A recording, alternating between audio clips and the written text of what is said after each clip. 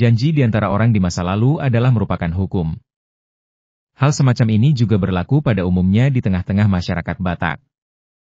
Pepatah Batak mengatakan, hata dusing oton, yang artinya ucapan atau janji seseoranglah yang diingat dan dipegang teguh. Selain itu, pepatah lain mengatakan, togu ihot ni uhum, tumoguan ihot ni padan, yang bermakna kuat ikatan hukum, lebih kuat ikatan janji. Karena kata adalah janji, orang menjadi sangat hati-hati untuk mengikat janji dengan orang lain. Konsekuensi ikatan janji bisa turun-temurun hingga beberapa generasi. Itu sebabnya orang Batak dewasa ini banyak yang terikat janji yang dibuat oleh nenek moyang mereka di masa lalu. Banyak anggota marga tertentu terikat janji dengan anggota marga lain, karena janji nenek moyang di masa lalu.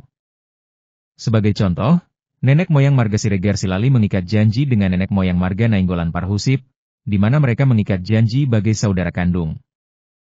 Itu sebabnya sampai saat ini sepakat melarang keturunan Siregar Silali menikah dengan keturunan Nainggolan Parhusip.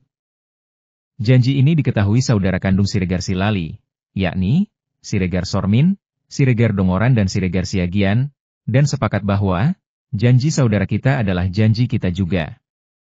Itu sebabnya hingga kini, tidak boleh saling menikah antara keturunan Siregar dengan keturunan Parhusip. Itu juga sebabnya hingga kini, di mana ada kegiatan adat marga Nainggolan pasti diundang marga Siregar karena dianggap sebagai anggidoli atau adik. Sebaliknya, di mana ada kegiatan adat marga Siregar, pasti diundang marga Nainggolan karena dianggap sebagai hahadoli atau abang. Mau lihat jadi kita selalu keluarga tuh tetangga pernasib, asa dos mata hita dos marohata, asa tajalo budak tak semuanya mah sakita. Awang nama lo parmusik nami, Gabisuk nami gabe. jadi terlumubi di hamona bona sugut, di hita bona sugut. Asa tajalo budak tak kubasa tami mah, di hita asa marsi pasang sangaban, kubasa matuo. Apa manusia?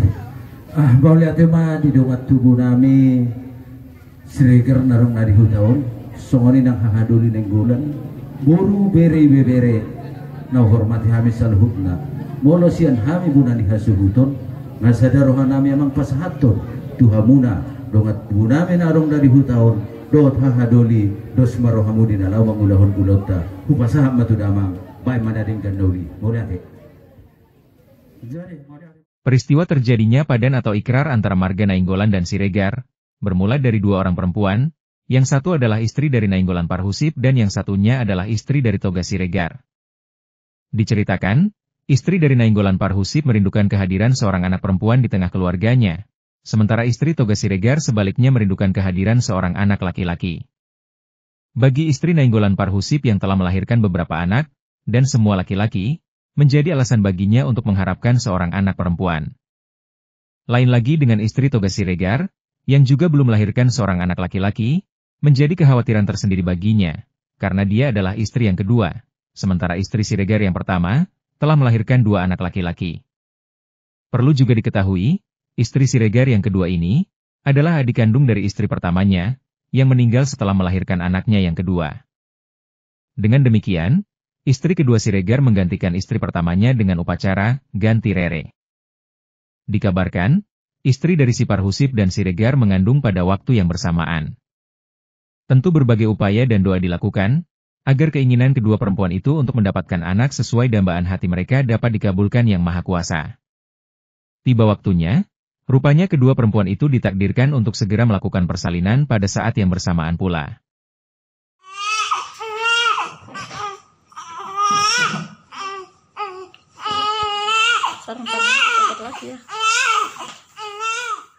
Ketika saat persalinan tiba, semua harapan menjadi sirna.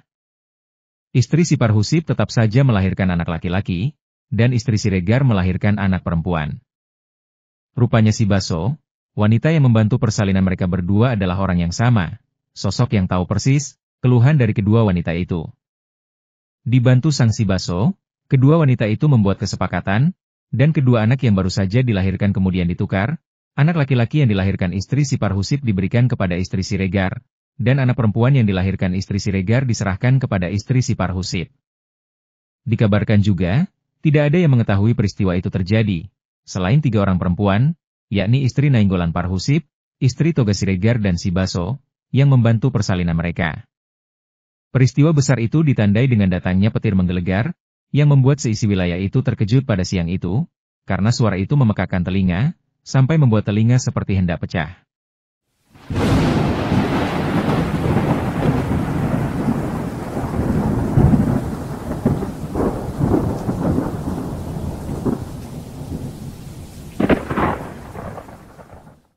Seluruh warga yang mendengar suara itu, memastikan bahwa telah terjadi peristiwa tidak lazim. Hanya saja mereka tidak tahu, peristiwa apa yang telah terjadi dan di mana peristiwa itu berlangsung. Selain membuat penduduk desa terkejut, suara petir itu juga membuat si Parhusip dan Siregar, serta para nelayan yang sedang mencari ikan di tengah danau terkejut bukan kepalang. Hal itu membuat mereka menjadi takut, lalu menepi ke pantai dan pulang ke rumah masing-masing. Betapa riangnya hati si Parhusip dan Siregar, setelah mereka tahu istri mereka melahirkan anak dengan selamat. Mereka sama sekali tidak tahu hari itu istri mereka telah melahirkan, kalau warga desa tidak memberitahukannya. Setibanya di rumah, si Parhusip segera menghampiri istrinya, lalu mengucapkan selamat, yang ia ungkapkan sebagai wujud sukacita. Rasa sukacita si Parhusip semakin bertambah-tambah, setelah ia tahu anaknya yang lahir adalah seorang perempuan.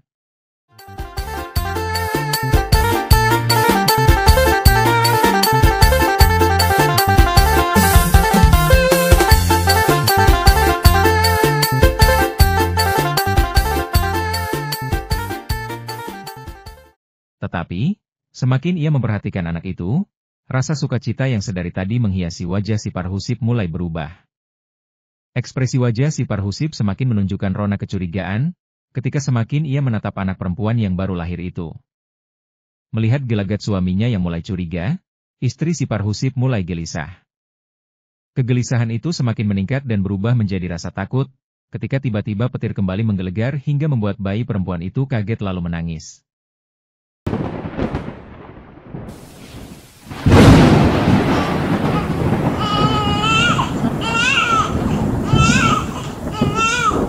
Sementara itu, kecurigaan si Parhusip semakin meningkat seiring dengan suara petir yang datang secara tiba-tiba, membuat ia semakin percaya kepada kata hatinya, bahwa bayi perempuan itu bukanlah darah dagingnya. Tidak menunggu lama, istri Nainggolan Parhusip segera bangkit dan menghampiri suaminya, lalu membungkuk dan sujud, seraya menuturkan peristiwa yang sudah terjadi, kemudian memohon ampun atas segala dosa yang telah ia lakukan, karena ia telah bertindak terlalu jauh, tanpa sepengetahuan suaminya. Melihat ketulusan hati istrinya untuk memohon ampun, si Parhusip mengurungkan niat untuk menghukum istrinya, lalu meraih bayi perempuan itu dari sisi istrinya, kemudian membawa pergi menuju kediaman Siregar. Nainggolan Parhusip berniat untuk menukar kembali bayi perempuan, dengan bayi laki-lakinya yang ada pada keluarga Siregar. Melihat si Parhusip muncul di ambang pintu rumahnya dengan membawa bayi, istri Siregar mendadak ketakutan. Ia sadar, rahasia yang ia simpan bersama istri si Parhusip tentang pertukaran bayi sepertinya telah terbongkar. Melihat gelagat si Parhusip sudah siap untuk angkat bicara, istri Siregar segera bangkit dari tempatnya, lalu tunduk dan sujud di hadapan suaminya. Istri Siregar juga menjelaskan dengan rinci peristiwa yang telah terjadi, dan mengakui segala kesalahan yang telah ia lakukan, lalu memohon ampun kepada suaminya atas tindakan itu. Toga Siregar sangat terkejut mendengar penjelasan dari istrinya, sehingga membuatnya tak mampu bicara walau sepatah kata. Pengakuan istrinya membuat dirinya terkulai lemas, sebab anak laki-laki mereka bukanlah anak yang lahir dari rahim istrinya, melainkan dari rahim istri si Parhusip. Melihat situasi yang semakin tidak menentu, Siregar hanya bisa berserah kepada Yang Maha Kuasa. Ia pasrah kalau si Parhusip sampai melampiaskan amarah kepada dirinya. Ia sangat sadar bahwa istrinya telah bertindak melampaui batas. Melihat Siregar pasrah dalam ketidakberdayaan, kemudian Nainggolan Parhusip angkat bicara. Dia menyesalkan semua tindakan para istri, karena bertindak tanpa melakukan musyawarah terlebih dahulu dengan para suami mereka. Jika keinginan itu dibicarakan dengan baik, tentu ada hal yang membuat pembicaraan berakhir dengan mufakat. Begitu si Parhusip menuturkan kata, yang sedari tadi dipendam di dalam hati.